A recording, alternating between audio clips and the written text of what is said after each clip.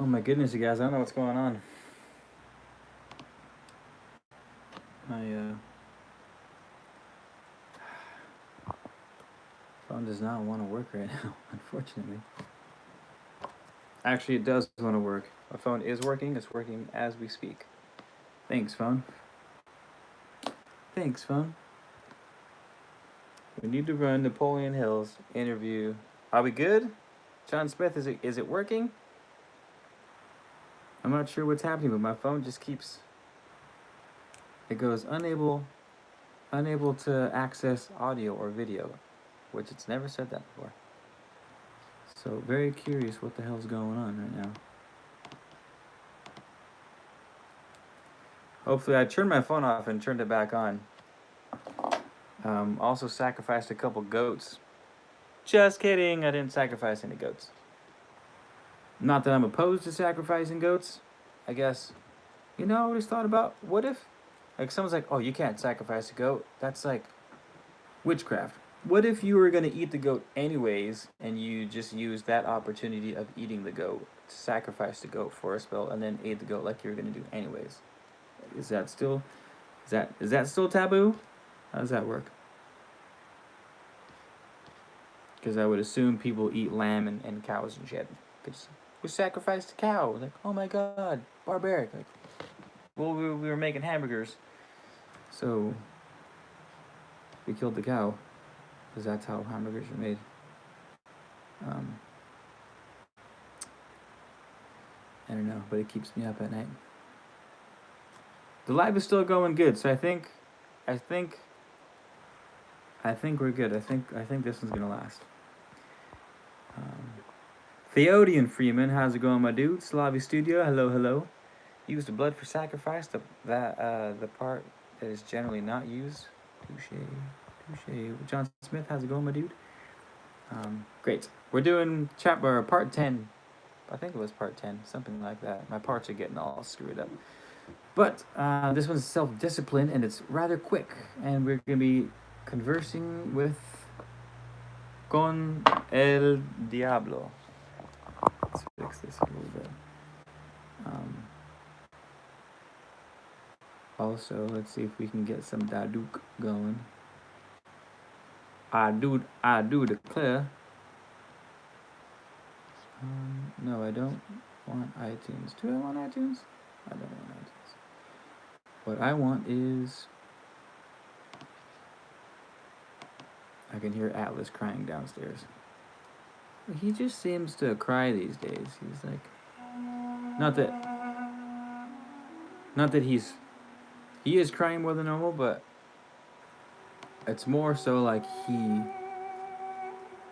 understands more, and he understands like what he can do now, which is a lot. So when he's not doing it, he's pissed. It's not like he's like hurting or upset. He's just like, I want to go for a walk. Look at the trees.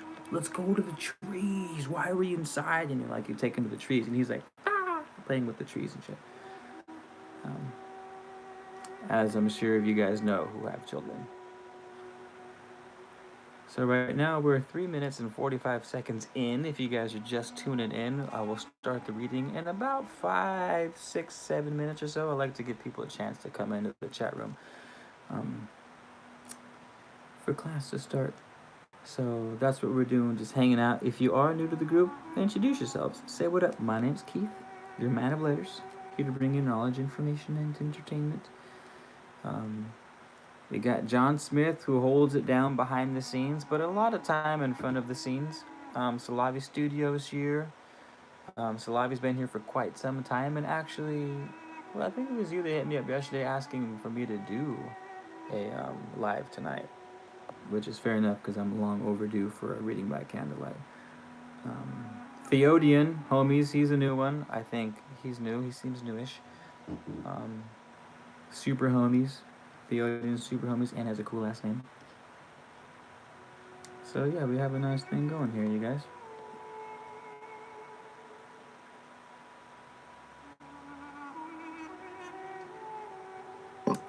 Tonight we are taking in the sacraments.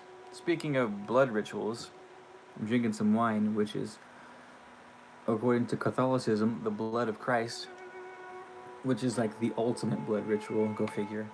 Catholicism's on some shit when it comes to rituals, you guys. Um, Faith is a state of mind wherein one recognizes and uses the power of positive thoughts as a medium by which one contacts and draws upon the universal store of infinite intelligence at will.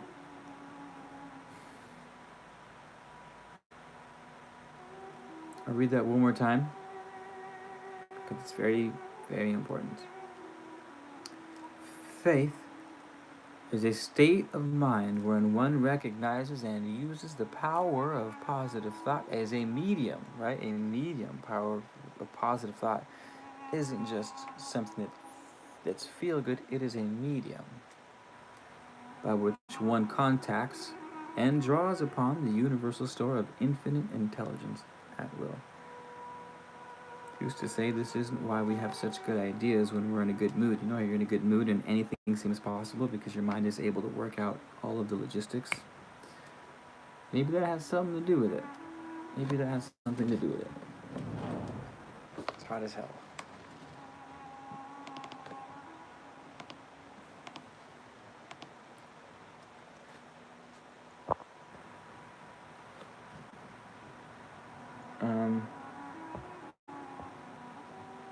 Essence Winbush.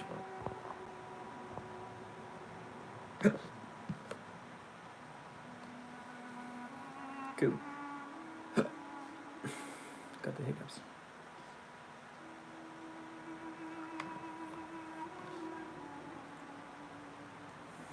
You're speaking on definiteness of purpose.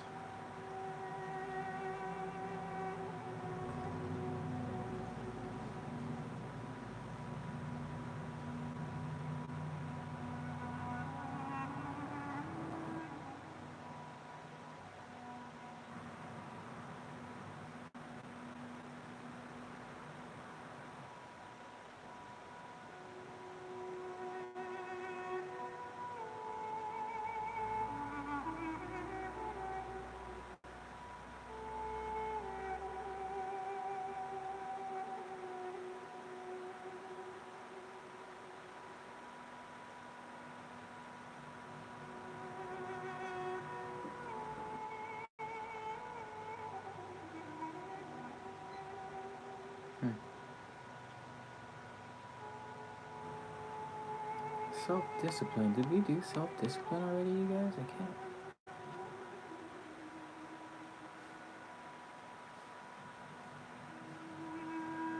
It's been a while, I know, but we definitely didn't do this.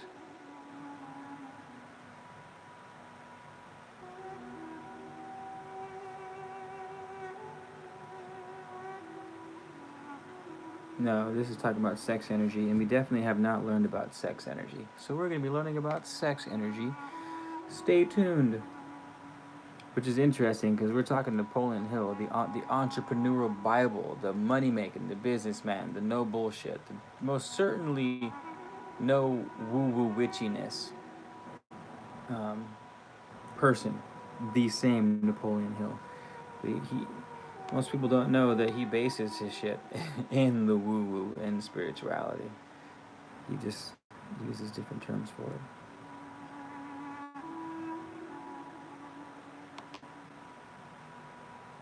Just do. Click, click, click.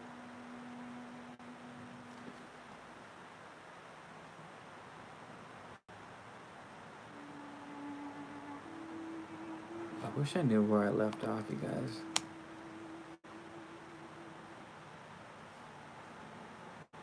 How you guys doing? Just came in, don't know about once. What up, Ronnie?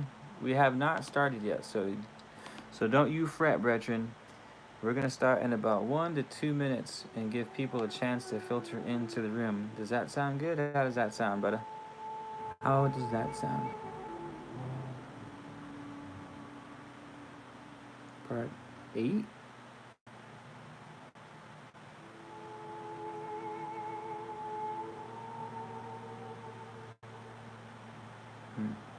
Interesting. Don't mind the audio in the background. Wouldn't it be more genuine to give that person your physical and mental energy rather than casting a spell and saying my work is done? Or should be trimmed. Whenever it flares up, it makes it. So I'm getting better, but performing music habit fears mask.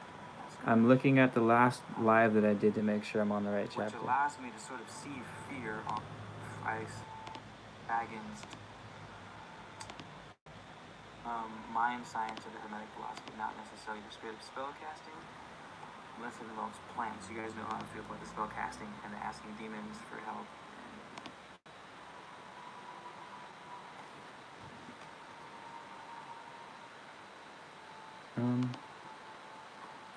Main motivator for human technological activity. So because of that.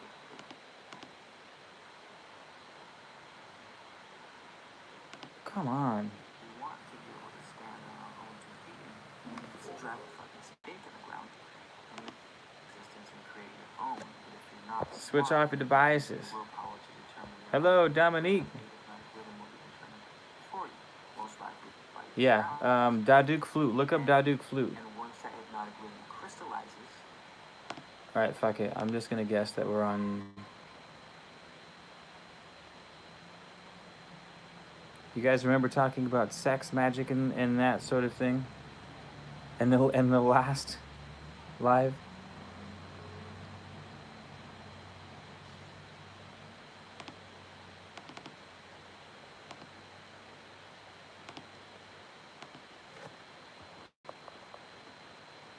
Had that song you were making stuck in my head for days. That's awesome. I'm happy to hear that. I haven't stepped back to that. Don't let me not finish that song, Dominique. I gotta finish that song.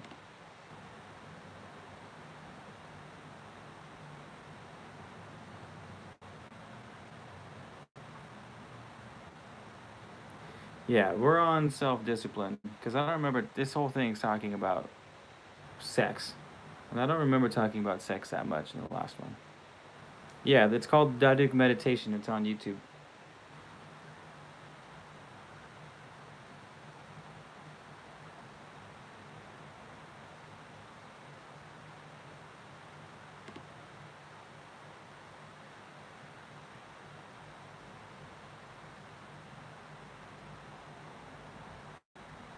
All right, I'm ready. You guys ready? We're gonna run this. You guys ready to run this? First of all, show of hands. Who's new and hasn't been in a... which one of y'all? Don't be bashful. My sister keeps trying to call. Kyla Pratt! You haven't been here before? Sorry, my sister keeps trying to call me.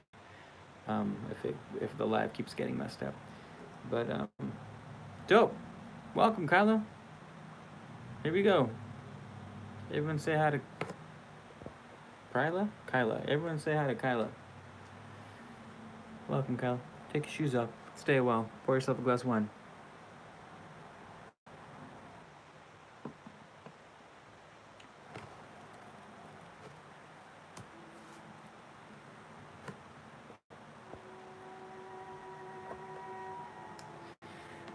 Ladies and gentlemen, dolphin and whale people, Syrians, Assyrians, Babylonians, reincarnated Sumerians, welcome to Man of Letters reading by candlelight. I know the candles are kind of weak tonight, but we do what we can. We do what we can. Tonight we are reading interview with, it's an excerpt from Outwitting the Devil by Napoleon Hill called Interview with the Devil, where Napoleon Hill himself sits down and has a conversation with the devil. Is he talking to the actual devil? Or is this all in his head? Better yet, is there a difference? The world may never know. We are on part 9, I believe. I know I titled it part 10, but I fucked that up. We're actually on part 9, self-discipline. Oh, well, Essence Windbrush. YouTube will do that sometimes, unfortunately. Unfortunately. Glad you can make it. Well, without further ado, without further ado, let us commence. Thanks, John Smith, for giving us the music. In case you want to listen along. Or I could just turn it up for you guys. The southern accent is the devil. And the old man, she voice is Napoleon Hill. I don't know how else to do Napoleon Hill, but he's from the early 20th century, so I just talk like a old alcohol runner. Man, never catch me, copper. Man, she. So that'll be Napoleon Hill, and the devil will be my variation of an old southern plantation owner. Let's go. Self-discipline. What preparation must one undergo before being able to move with definiteness of purpose at all times? One must gain mastery over self. This is the second of the 7 principles. The person who is not master of himself can never be master of others. Lack of self-mastery is of itself the most destructive form of indefiniteness. Where should one begin when making a start at control over self? By mastering the 3 appetites responsible for most of one's lack of self-discipline.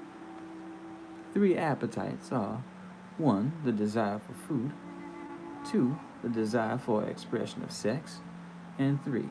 The desire to express loosely organized opinions. Ooh. I did not see that third one coming. The first one, gluttony, fair enough. The second one, over-sexualization, fair enough. But the third one, the desire to express, keyword, loosely organized opinions. Well, shit. Basically, people that like to talk too much. As I'm over here talking my ass off on the YouTube channel. My bad! So, let's hope I do not fall into one, if not all of these things. I do like food. Sex is pretty nice. And I do give many opinions. Shit. Anywho, let's proceed. Does man have other appetites which need control? Yes, many of them. But these 3 are the ones which should be conquered first. When a man becomes master of these three appetites, he has developed enough self-discipline to conquer easily those of lesser importance. But these are natural appetites. They must be indulged if one is to be healthy and happy. To be sure, there are natural appetites, but they are also dangerous because people who have not mastered themselves overfeed the appetites. Self-mastery contemplates sufficient control over the appetites to enable one to feed them what they need and withhold food not needed. Your viewpoint is both interesting and educational. Describe the details through which I may understand how and under what circumstances people overfeed the appetites. Take the desire for food. The majority of people are so weak in discipline they fill their stomachs with combinations of rich food, which please the taste but overwork the organs of digestion and elimination. They pour into their stomachs both quantity and combinations of food which the body chemist can dispose of only by converting the food into deadly toxic poisons. These poisons clog and stagnate the body's sewer system until it slows down in its work of elimination waste matter.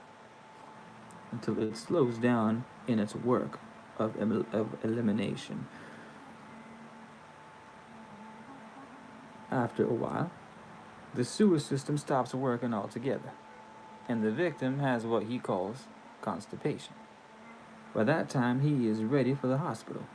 Auto intoxication, or body sewer poisoning, takes the machinery of the brain and rolls it into something resembling a wad of putty. The victim then becomes sluggish in his physical movements and mentally irritable and fussy.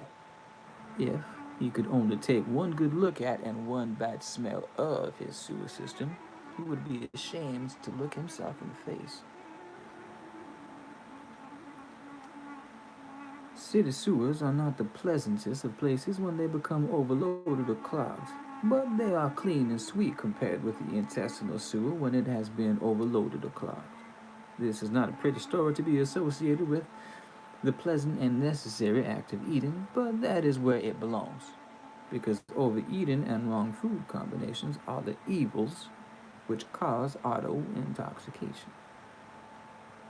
People who eat wisely and keep their body sewers clean handicap me because a clean body sewer generally means a sound body and a brain that functions properly. Imagine if your imagination can be stretched that far.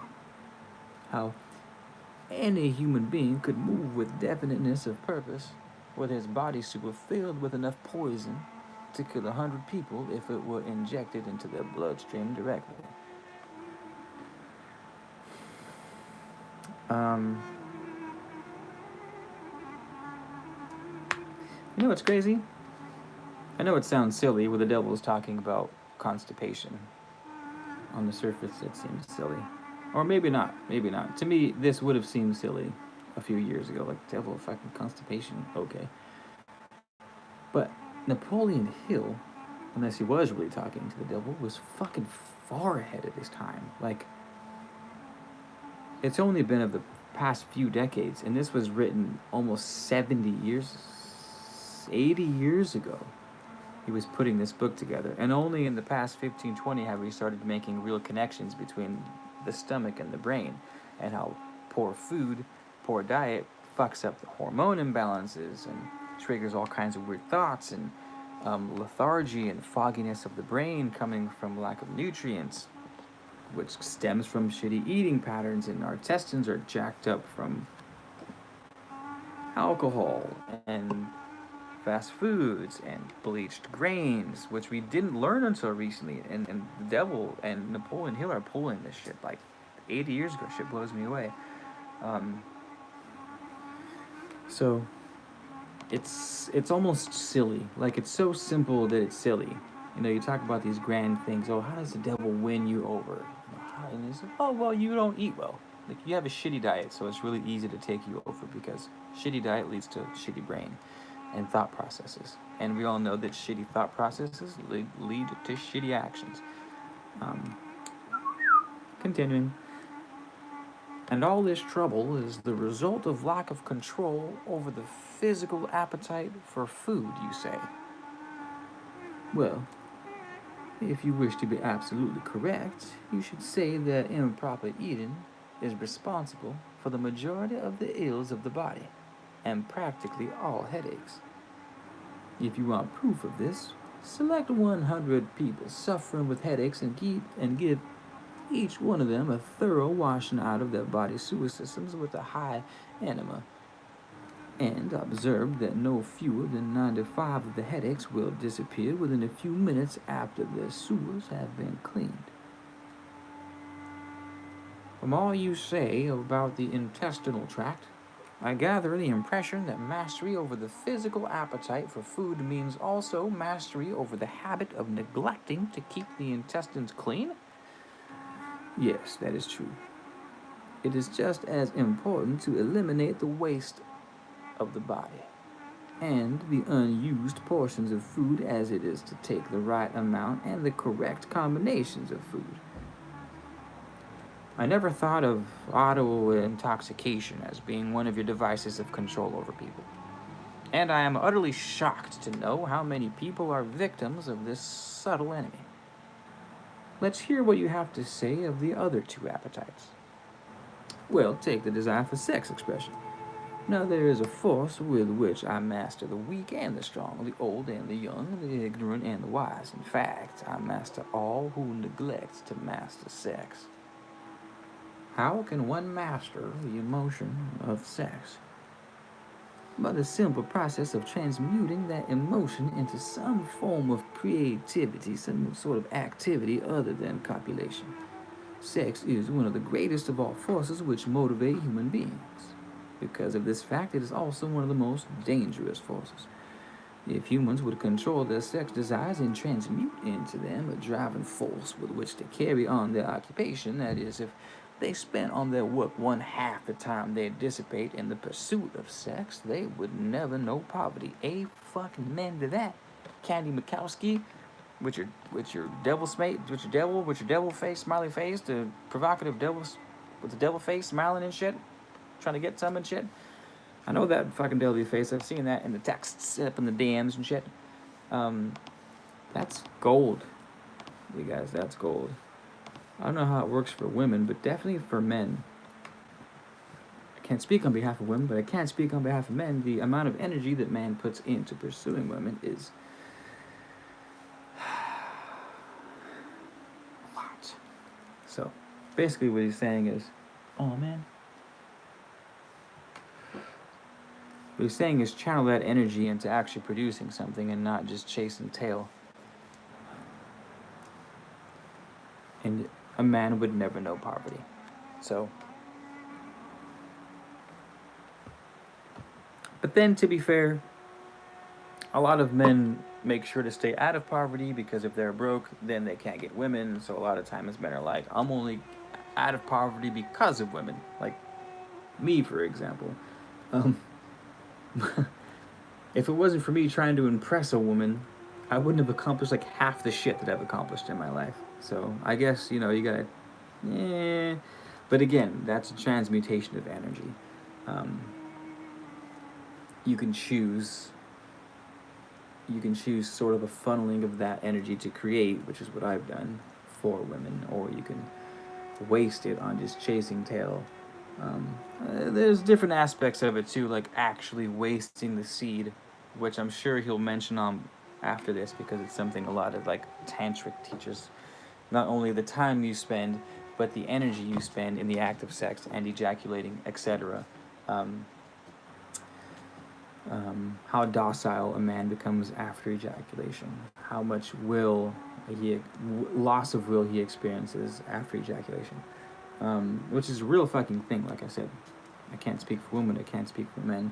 That there is a palpable loss of energy after ejaculation, which is why the whole no fat movement without no masturbating is the thing and why it's growing. Like just type in no fat movement and just read all the health benefits of not ejaculating, not masturbating. Basically, that's what no fap stands for. And how people have increased willpower, increased creativity. Women find them more attractive. Dominique says serious clarity. Like, let's not forget you're actually mixing with someone else's energetic fields when you're having sex on the emotional level, on a spiritual level, on a physical level. They can fuck you up on all three. If their mind isn't clear, they'll taint your mind. If their body isn't clear and they have herpes, then they're gonna fucking give you herpes. Like on all and every level, you're mingling, right? You're fucking joining bodies, which can either which can finish a powerful circuit and allow you to combine something crazy like masculine and feminine coming together. And you could slay, right? That's why you're supposed to be so careful with your sexual partner and why you got to be chill and not just be chasing tail all the time. Because it's a cardinal pleasure, you know what I mean? It's a dangerous one, like you said, because there's so much power from sexual energy, obviously, like look how much sex dominates our world and every aspect of it. Because it's so powerful, it can do just as great and terrible damage as it can do great and wonderful creation. So mucho cuidado, mi hijos and mi hijas.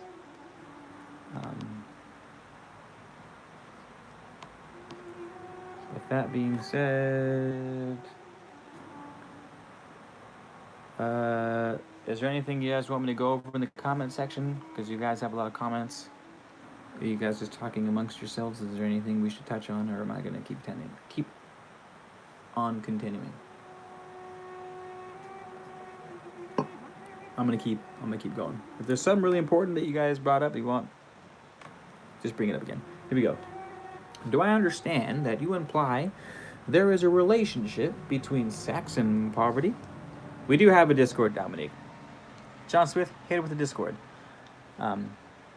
Yes, where sex is not under definite control. If allowed to run its natural course, sex will quickly lead one into the habit of drifting. Is there any relationship between sex and leadership? Yes, all great leaders in every walk of life are highly sexed. That's funny. Did I read that right? All great leaders in every walk of life are highly sexed. No, definitely read that right. But they follow the habit of controlling their sex desires, switching them into a driving force behind their occupation. That Discord was created by John, by the way, so everyone say thank you to John for that. Is the habit of overindulgence in sex as dangerous as the habit of taking narcotics or liquor? There is no difference between these habits. Both lead to hypnotic control through the habit of drifting. Why does the world look upon sex as something vulgar? Because the vulgar abuse people have made of this emotion. It is not sex that is vulgar, it is the individual who neglects or refuses to control and guide it. Do you mean by your statement that one should not indulge the desire for sex? No, I mean that sex, like all other forces available to man, should be understood, mastered, and made to serve man. The desire for sex expression is as natural as the desire for food. The desire can no more be killed than one can entirely stop a river from flowing. If the emotion of sex is shut off from the natural mode of expression, it will break out into some other less desirable form, just as a river will, if dammed, break through and flow around the dam. The person who has self-discipline understands the emotion of sex, respects it, and learns to control and transmute it into constructive abilities. Just what damage is there in overindulgence of sex? Well, the greatest damage is that it depletes the source of man's greatest driving force and wastes without adequate compensation man's creative energy. It dissipates energy needed by nature to maintain physical health. Sex is nature's most useful therapeutic force. It depletes the magnetic energy which is the source of an attractive, pleasing personality. This is a fucking real thing right here. It depletes the magnetic energy, which is the source of an attractive, pleasing personality. I started NoFap probably like 2015. And it completely changed my relationship with women. Completely changed. It could have been all in my head. And if that's the case, then fucking who's to say that's not the whole point, because it works just as well. My confidence with women, the way women saw me, I was more magnetic. I felt like women were more attracted to me. I felt like it was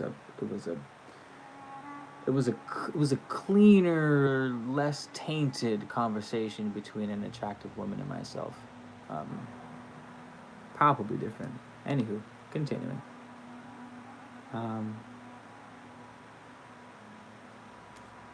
It removes the sparkle from one's eyes and sets up discord in the tone of one's voice. It destroys enthusiasm, subdues ambition, and leads inevitably to the habit of drifting on all subjects.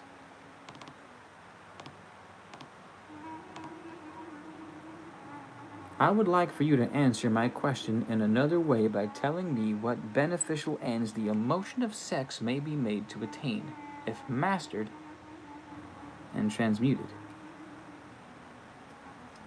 Controlled sex supplies the magnetic force that attracts people to one another. It is the most important factor of a pleasing personality. It gives quality to the tone of voice and enables one to convey through the voice any feeling desired. I'm going to read that again. It gives quality to the tone of voice and enables one to convey through the voice any feeling desired. It serves as nothing else can serve, to give motive power to one's desires. It keeps the nervous system charged with the energy needed to carry on the work of maintaining the body. It sharpens the imagination and enables one to create useful ideas. It gives quickness and definiteness to one's physical and mental movements. It gives one persistence and perseverance in the pursuit of one's major purpose in life. It is the great antidote for all fear. It gives one immunity against discouragement. It helps to master laziness and procrastination. Gives one physical and mental endurance while undergoing any form of opposition or defeat. It gives one the fighting qualities necessary under all circumstances for self-defense. In brief, it makes winners. It's not quitters. Are those all the advantages you claim for controlled sex energy? No, they are only some of the more important benefits it provides. Perhaps some will believe the greatest of all the virtue of sex is that it is nature's method of perpetuation of all living things. This alone should remove all thought that sex is vulgar. I gather from what you say that the emotion of sex is a virtue and not a fault. It is a virtue when controlled and directed to the attainment of desirable ends. It is a fault when neglected and permitted to lead to acts of lust. Why aren't these truths taught to children by their parents and the public schools? The neglect is due to ignorance of the real nature of sex. It is just as necessary in maintaining health for one to understand and properly use the emotion of sex as it is to keep the body's sewer system clean. Both subjects should be taught in all public schools and all homes where there are children. Wouldn't the majority of parents need instruction on the proper function and use of sex before they could intelligently teach their children? Yes, and so would the public school teachers. What relative position of importance would you give to the need for accurate knowledge on the subject of sex? It is next to the top of the list. There is but one thing of greater importance to human beings, and that is accurate thought. Do I understand you to say that knowledge of the true functions of sex and ability to think accurately are the two things of greatest importance to mankind? That is what I intended you to understand. Accurate thinking comes first because it is the solution to all man's problems, the answer to all his prayers, the source of opulence and all material possessions. Accurate thinking is aided by properly controlled and directed sex emotion because sex emotion is the same energy as that which one thinks. It begins with those who desire self-determination sufficiently to be willing to pay its price. No one can be entirely free spiritually, mentally, physically, and economically without learning the art of thinking accurately. No one can learn to think accurately without including as a part of the needed knowledge information on the control of sex emotion through transmutation. It will be a great surprise to many people to learn there is so close a relationship between thinking and sex emotion. Tell us about the third appetite, and let's see what it has to do with self-discipline. The habit of expressing loosely organized opinions is one of the most destructive habits. Its destructiveness consists in its tendency to influence people to guess instead of searching for the facts when they form opinions, create ideas, or organize plans. Fucking amen to that. I've been saying since day one. Everyone wants to share an opinion, but no one wants to take like 10 minutes to do some research before they share an opinion. It's like, yo, fucking think for yourself for once, right? Don't just listen to what someone says, take it verbatim, and then just start spewing it out at will as if it were fucking truth. That's what we call dogma. And that's how we slip back into the Dark Ages. Carrying on. What was that? The habit develops a grasshopper mind, one that jumps from one thing to another but never completes anything. And of course, carelessness in the expression of opinions leads to the habit of drifting. From there, it is only a step or two until one is bound by the law of hypnotic rhythm, which automatically prohibits accurate thinking. What other disadvantages are there in free expression of opinions, sir? The person who talks too much informs the world of his aims and plans and gives to others the opportunity to profit by his ideas. Ooh. Interesting. Wise men keep their plans to themselves and refrain from expressing uninvited opinions. This prevents others from appropriating their ideas and makes it difficult for others to interfere with their plans. Interesting. Interesting. Why do so many people indulge in the habit of expressing uninvited opinions? The habit is one way of expressing egotism and vanity. The desire for self-expression is inborn in people. The motive behind the habit is to attract the attention of others and to impress them favorably. Actually, it has just the opposite effect. When the self-invited speaker attracts attention, it usually is unfavorable. Yes. Yes. What other disadvantages has the habit? Well, the person who insists on taking seldom has an opportunity to learn by listening to others. Yes, but isn't it true that a magnetic speaker often puts himself in the way of opportunity to benefit himself by attracting the attention of others through his powers of oratory? Yes, a magnetic orator does have an asset of tremendous value in his ability to impress people by his speech, but he cannot make the best use of this asset if he forces his speech on others without their invitation. No single quality adds more to one's personality than the ability to speak with emotion of feeling, force, conviction, but the speaker must not impose his speech upon others without being invited to do so. There is an old saying that nothing is worth more than its actual cost. This applies as well to the free, uninvited expression of opinions as to material things. What about people who volunteer their opinions by expressing them in writing? Do they also suffer by lack of self-discipline?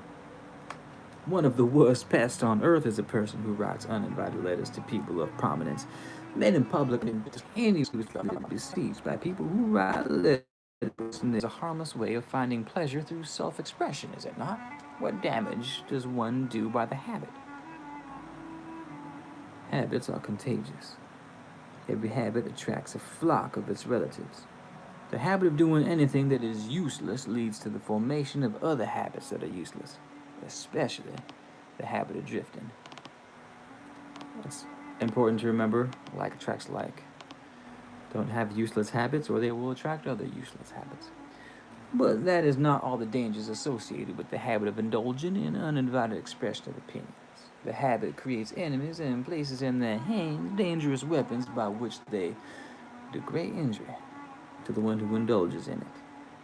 Thieves and confidence men and racketeers pay big prices for the names and addresses of the writers of uninvited letters. Knowing as they do, the writers of these letters become easy victims of all manners of schemes that result in the loss of their money. They refer to the writers of such letters as nuts. If you wish to know how foolish people are who write uninvited letters,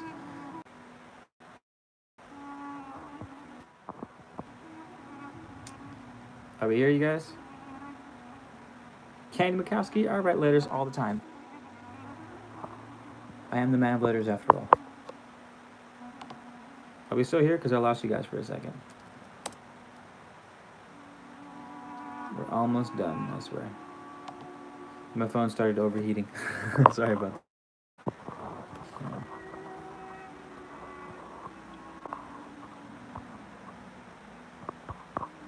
that. Look, you guys are man of letters now. You can read too. They refer to the writers of such letters as Nancy. If you wish to know columns, I had no idea. Alright, just kidding.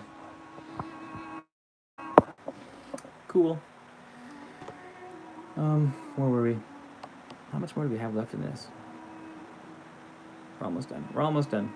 A couple more pages. I had no idea, Your Majesty. Such a nice way of saying people who just fucking talk way too much. Through uninvited expression of their opinions. Excuse me, but you're gonna have to take your uninvited expression of opinions and shove it up your ass because I'm tired of listening to them. Um, Cornfields. What are you guys talking about? Now that you have brought up the subject, I do remember writing the editor of a prominent magazine an uninvited letter of criticism, which cost me a fine position on his staff at a fat salary. That is a perfect example. The proper place to begin self-discipline is right where you stand. The way to begin is by recognizing the truth that there is nothing for good or evil throughout the myriads of universes except the power of natural law. There is no individual personality where throughout the myriad of universes with the slightest power to influence a human being save nature and human beings themselves. There is no human being now living, no human being has ever lived, and no human being ever will live with the right or the power to deprive another human being of the inborn privilege of free and independent thought. That privilege is the only one over which any human being can have absolute control. No adult human being ever loses the right to freedom of thought, but most humans lose the benefits of this privilege either by neglect or because it has been taken away from them by parents or religious instructors before the age of understanding. These are self-evident truths, no less important because they are being called to your attention by the devil than they would be if brought to your attention by my opposition. Interestingly worded.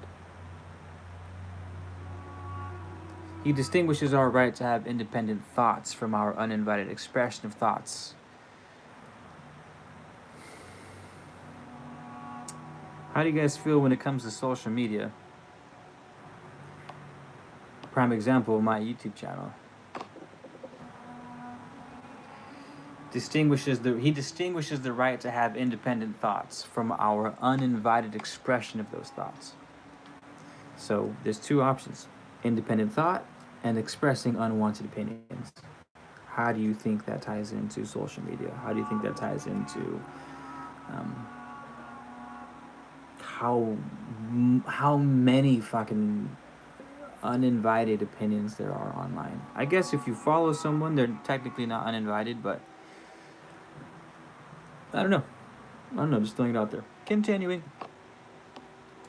But what are people going to learn upon in the hour of emergency when they know not where nor whom to appeal? Let them lean upon the only dependable power available to any human being. And what is that? Themselves. The power of their own thoughts. The only power they can control and may rely upon. The only power which cannot be perverted, colored, modified, and falsified by their dishonest fellow human beings.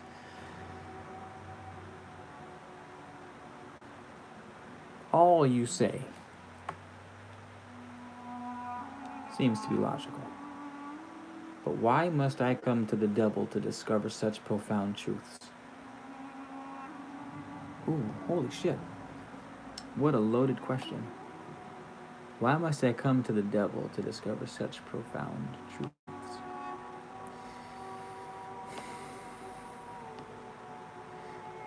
Well, if I may be so bold as to answer that question, the devil represents an aspect of reality, and reality is truth. So, the devil represents a part of reality, and reality is truth, and the devil represents a part of truth.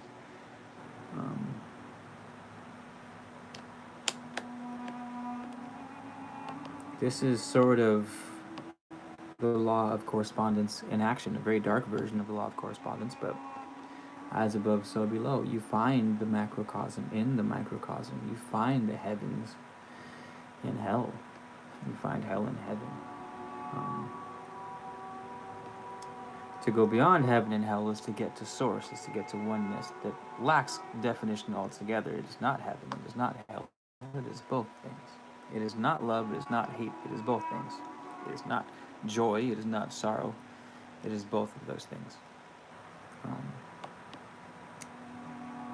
Let's get back to the 7 principles. You have already disclosed enough information to show clearly that the secret of how to break the power of hypnotic rhythm is wrapped in the 7 principles. You have shown, too, that the most important of these principles is self-discipline. Now go ahead and describe the other 5 principles you have not yet mentioned and indicate what part they play in giving one self-discipline. Alright. First, let me summarize that part of my confession we have already covered. I have frankly told you that my 2 most effective devices for mastering human beings are the habit of drifting and the law of hypnotic rhythm. I have shown you that drifting is... Oops. I lost my spot. I have shown you that drifting is not a natural law, but a man-made habit, which leads to man's submission to the law of hypnotic rhythm. The 7 principles are the media by which man may break the hold of hypnotic rhythm and take possession again of his own mind. You see, therefore, the 7 principles are the 7 steps which lead victims of hypnotic rhythm out of the self-made prisons in which they are bound. The 7 principles are the master key that unlocks the door to spiritual, mental, and economic self-determination. Is that true? Yes. That's another way of stating the truth.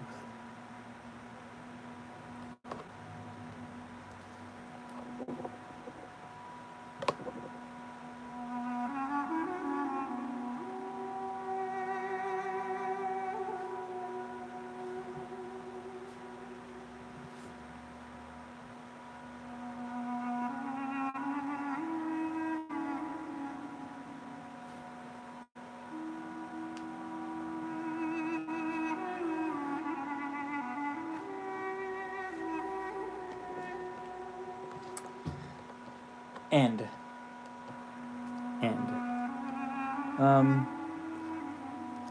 He keeps talking the 7 principles. I swear to God, if he goes to the 7 principles, which are the Kabbalion Hermetic philosophy, which he's been talking about this whole fucking time, incognito, that I also wrote my book 7 Pillars on, which is right fucking here. If you guys haven't gotten my book yet, it's right here. Some shameless self-promo, 7 Pillars. I swear to God, if he mentions these fucking... I haven't read this, the interview with the devil yet, so I don't know.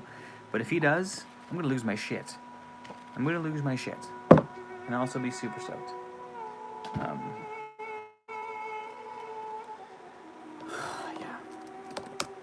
That was a good one. I enjoyed that one. Concise, short, to the point. Very useful.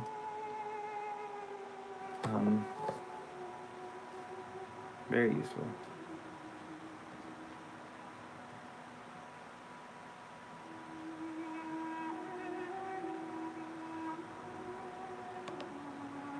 And I do declare that's it for the night. So again, if there's any super noteworthy comments or anything you guys wanted me to see, feel free to leave them again, because Yesenia, hola, ¿cómo estás? If you just got here, we just ended, so sorry about that.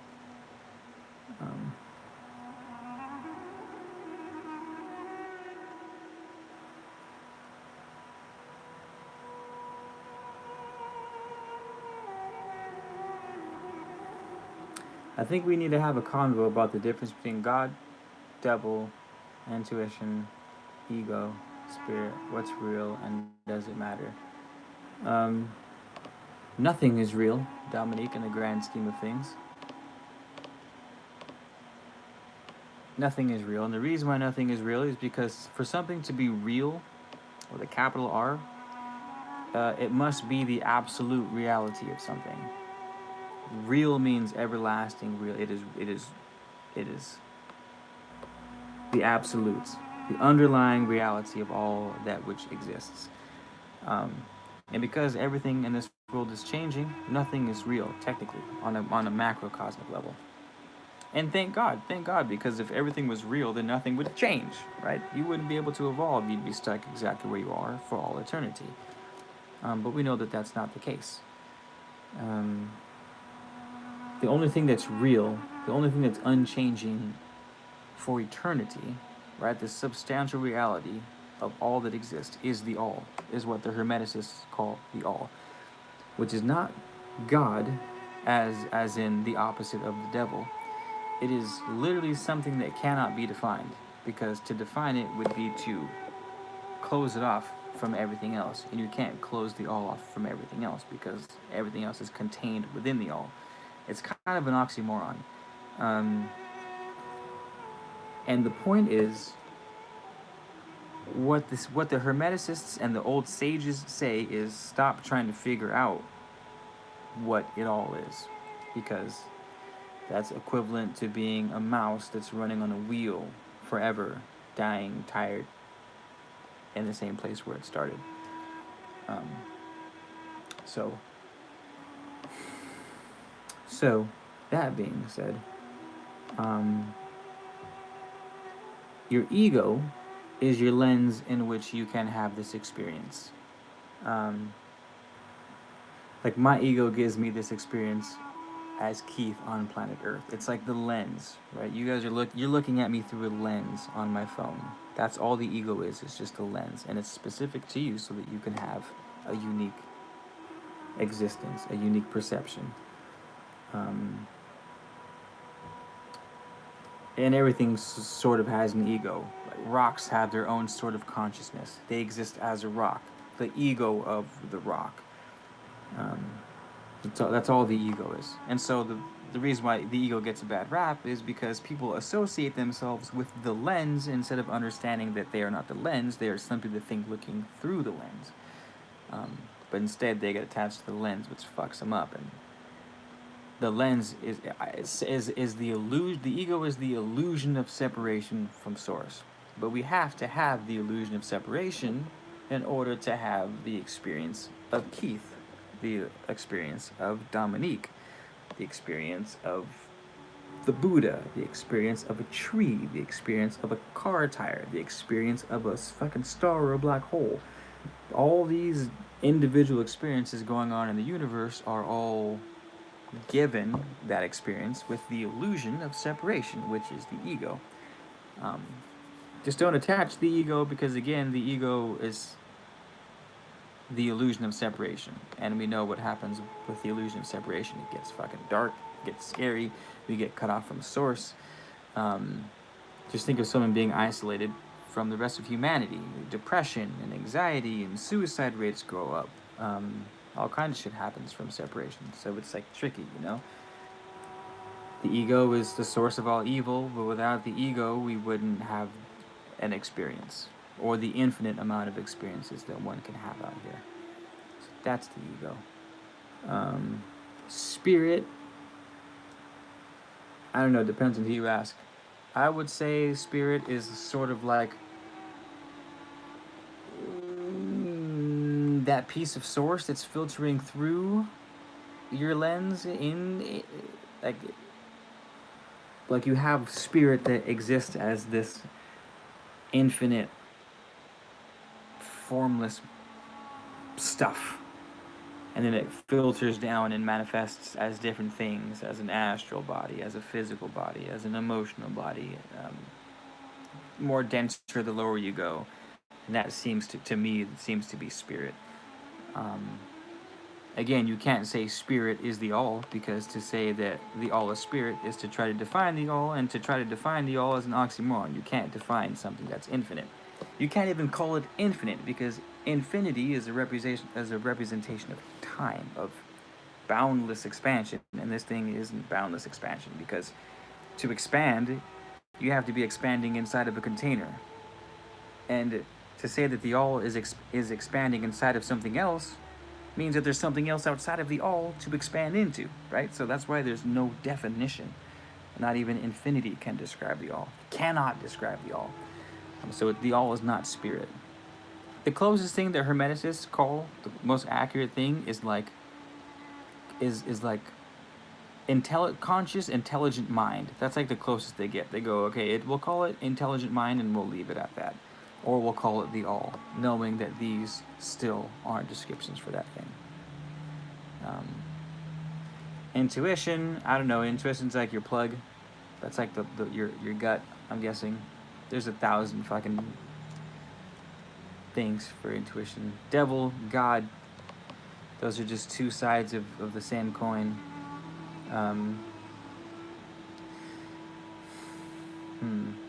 But here's the thing, though. When I say that nothing is real and everything is an illusion, that doesn't mean that it's not. That doesn't mean that it's not. This is where spirituality and New Age gets fucked up. Is this idea that nothing is real and everything is an illusion? While it's true, we have to remember that all truths. This will be my last thing, and then I'm gonna go watch a Halloween movie just to catch a feel. Um, here's it. I've talked about this before, so if you've already heard it, my bad. Um, we have to take each scenario into consideration. No, the law of physics don't apply, Yesenia, because the laws of physics change, and they are constantly changing. That's why there's quantum physics, because what we thought physics were this unchanging law of the universe, we go, oh shit, if we go small enough, physics doesn't work anymore. So literally nothing is fucking. All science does is show us a tendency for things to work. I'm on a tangent, but I'm going to finish this tangent. It's a good one. It's an interesting tangent. This is the philosophy of science. The philosophy of science, part of it says that science only says we can run a test and we can say that the world has a tendency to act a certain way. Like Isaac Newton said, if I let this apple go, it will fall to the center of the earth. That's gravity. So you have the law of gravity. You let something go, it falls. Things only have a tendency to fall if you let them go. But if you throw it faster than the gravitational pull, it escapes the earth and it will never fall. It'll keep going up forever. So, or you could say, well, it's a fact that the sun will rise every day. No, the sun only has a tendency to rise every day. One day, the sun's going to blow up into a supernova and engulf the earth. Or a giant asteroid can hit the sun. Or we can get sucked in by a black hole.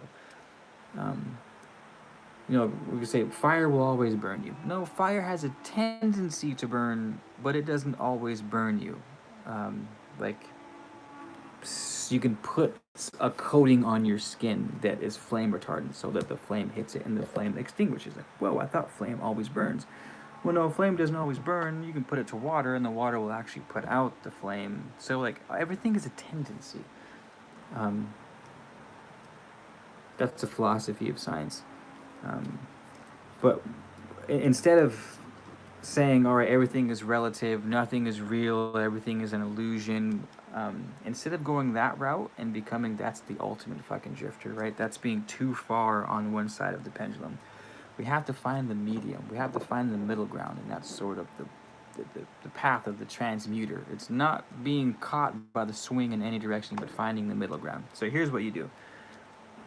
Take each circumstance, disregard relativity, disregard everything is an illusion, and see shit as having an objective good and bad. I know good and bad don't exist. It's all about perception. But again, remember, it's only half the truth. The other half of the truth is, no, there is such thing as good and bad. No, there is such thing as reality here on Earth, even though we're existing as an illusion. Here's an example. I want to grow my YouTube channel to 100,000 subscribers, right? So that is my goal. 100,000, 100K, that's my goal. So I go, okay, how do I do that? Well, I must create a hierarchy of goals that will get me to 100,000 subscribers. And there will be two columns. Things I can do that will push me towards 100K. Things that I can do that will take me away from 100K. So, for example, making a YouTube video, boom, that's going to push me towards 100K because I'm putting out content, right? So that's a good thing to do. That is objectively speaking, not subjectively. That is an actual good thing to do, is to make a video. Bad thing to do, not post for a month. That is bad. That is objectively speaking not bad. You can't be like, oh, well, it's just a perception. Like, oh, well, Depends on how you look at it. It could be bad, it could be good, but that you could, yeah, if you thought big enough and a big enough macro level, you could argue that it's neither good no bad, but it's not useful here and now. On the micro scale, we have to have a definiteness of purpose, and we have to have a hierarchy of direction. Otherwise, how the fuck do you know if how do you know if you're making the right decision if you haven't sat down and figured out what is the right and wrong decision? And that's a plain black and white example. Am I doing and what I'm doing pushing me towards 100K? Yes, good move. Is what I'm doing taking me away from 100K? Yes, okay, that's a bad move. Don't do that. So we have to sort of do that in every circumstance. We can't just say there's no such thing as good and bad. Yeah, I get it, but that's not completely true. Nor is it useful to anyone trying to get shit done. You could be a Buddhist monk whose only goal in life is to meditate and transcend the flesh, right? If that's the case and you have no goal, then yeah, of course, your temple can burn down. You'd be like, fuck it, the earth is my temple. You know what I mean? And then you're just slaying it on planet Earth. Like, maybe I wasn't able to reach enlightenment because I found a squirrel running up a tree and it had an epiphany, and that would have happened if the temple didn't burn down. It's like, okay, in that circumstance, then yeah, that was a good thing that the temple burned down. So every situation is different. Yeah, so I think that's why it's stressed so heavily in Hermetics.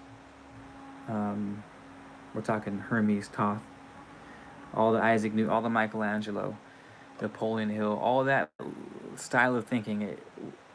That's why I think it talks so much about all truths are but half truths.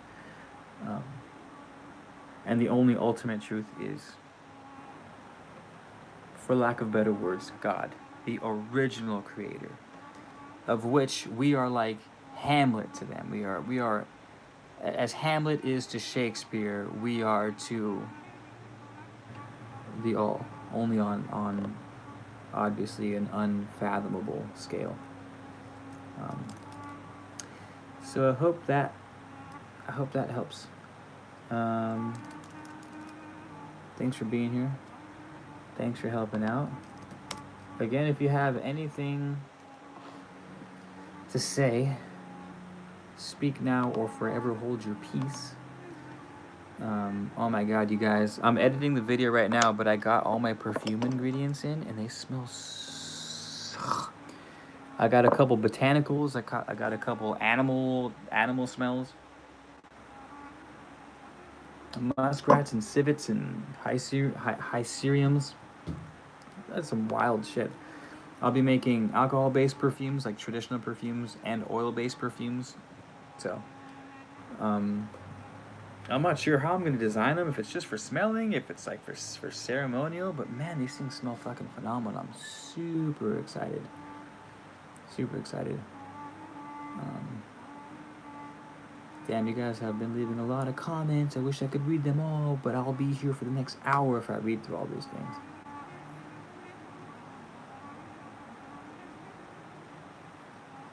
Reading by not candlelight. I know, my candles are... I don't know if you're hating on the live candles.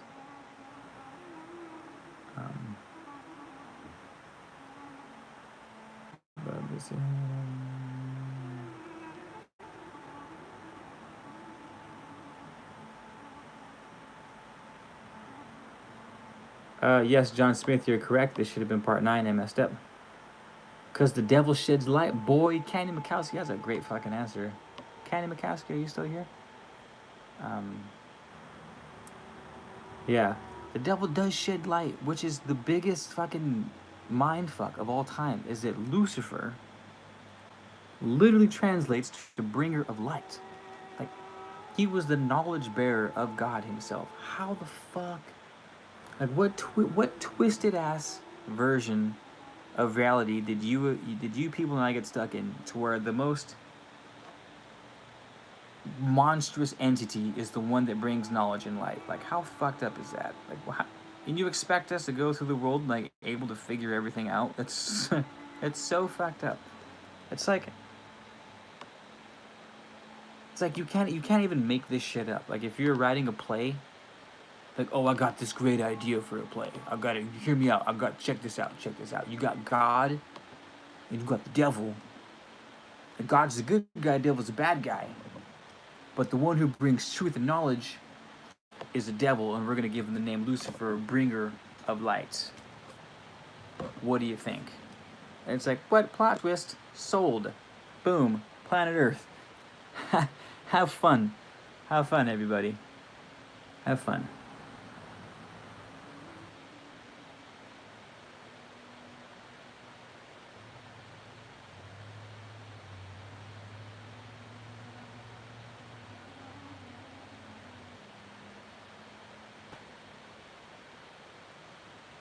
If you guys hear a really loud hum in the background, it's the fan from my computer. Sorry, I can't.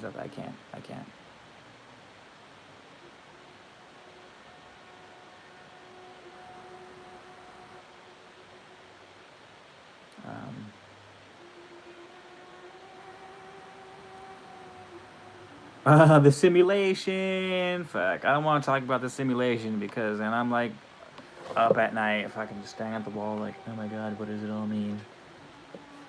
Just kidding, I sleep like a baby. Yeah, the tree of knowledge was the downfall. So we're supposed to be ignorant? That's what I'm getting. So Dominic, yeah, the tree of knowledge was the downfall. So what? So we're supposed to be ignorant? Is that the alternative to knowledge? I don't know, it's just weird.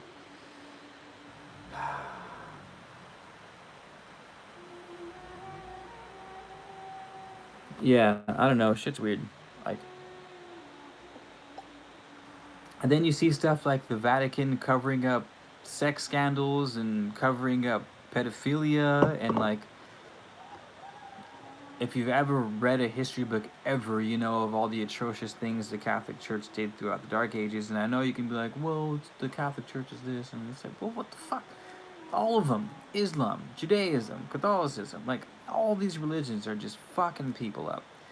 No matter what name it has. It's so bizarre, man.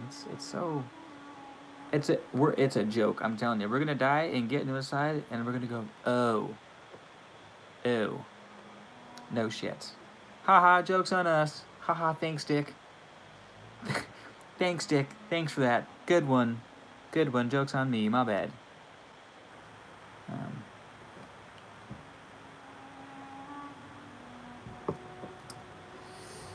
Shit, tell me about it. You wouldn't know me. Tell me about it. Welcome to my mind. Welcome to my mind. John Smith, yeah, I saw at least a headline for that. I don't know the validity behind it. But no, I saw that. You guys know something else crazy? There's a telescope in Arizona. I have a theory behind this, but I've already been on here too long, so I won't go into detail. But they bought a sacred mountain in Arizona where the natives were like, you can't fucking, this is our land. It was given to us. It's our sacred land. It's fucking, there's portals to another dimension. Like, you can't fucking take our land. And the natives were fighting the Pope, fighting the Catholic Church on this, fighting the Vatican on this.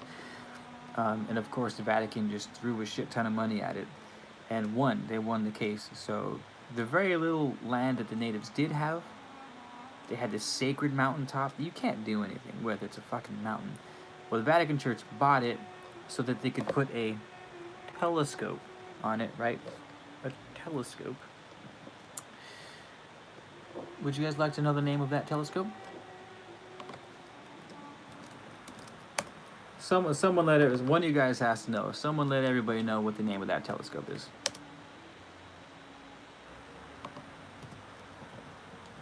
Someone let them know. I can't tell you. One of you guys gotta let the squad know. Thank you, little Evan. The telescope is called the Lucifer.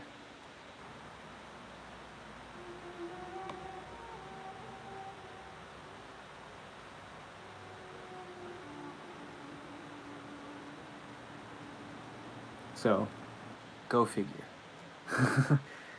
Go figure.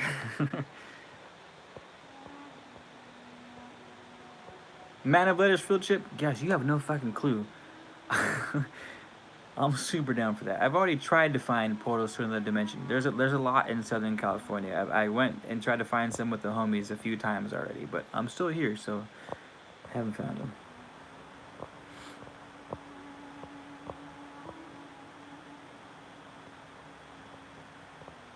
Yeah, Dominique, I'm going to New Orleans at the end of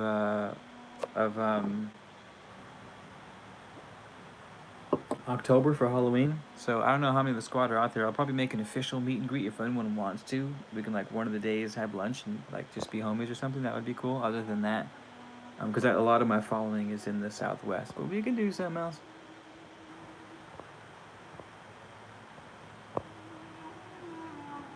A lucid dreaming field trip. Candy Bukowski, what up? I'll be there for Halloween. I'm going the 27th till the 1st, but I'm trying to extend it because I don't know why we only plan to be there for 4 days. But I'm taking the babes, so we're not going to party hard. But my parents are going too, so I'll be able to go out a couple nights and check out some of the livelihood. But I want to taste the music and the food and the culture and go on some cool tours of the old shit and like catch a New Orleans feel. You know what I mean? Also, yes to the group lucid dreaming.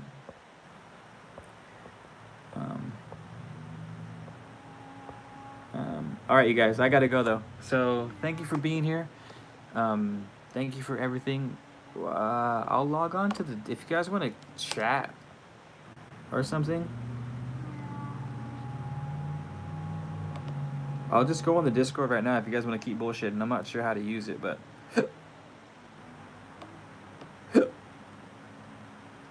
I'm in it, right? Is this Man of Letters Discord?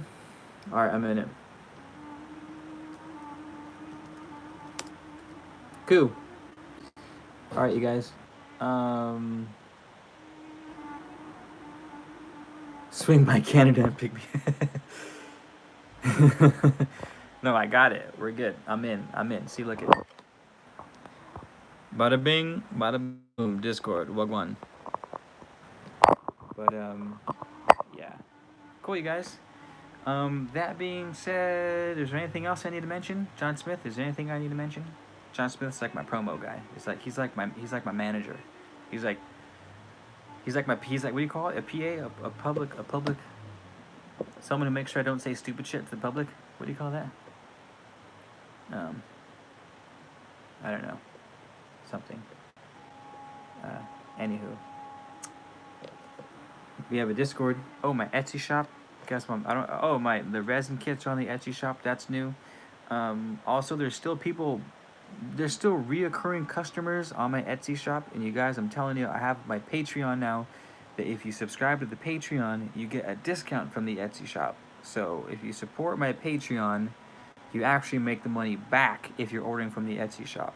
So if you guys are repeat customers for my Etsy shop, you actually save money by joining my Patreon because I have a 10 and a 20% coupon for people on my Patreon. So it only starts at $5. So I'm telling you, it's actually cheaper if you support your boy. And that's it. So thank you guys. Thanks for being here. Our one measly ass candle. See, we were doing Man of Letters candles by candlelight tonight. My other two burned out. And yeah, take it easy. See you guys soon, yeah? Peace.